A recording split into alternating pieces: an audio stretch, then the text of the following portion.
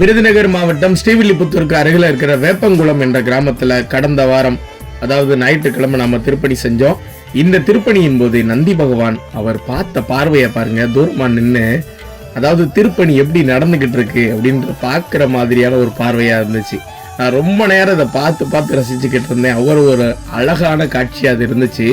ஏன்னா நாங்கள் லிங்கத்தை பிரதிஷ்டை பண்ணோம். பிரதிஷ்டை பண்ணதுக்கு அப்புறம் தான் எப்பவுமே நந்தியை பிரதிஷ்டை பண்ணணும். அதனால நந்தி கொஞ்சம் தூரமாவே இருந்தது.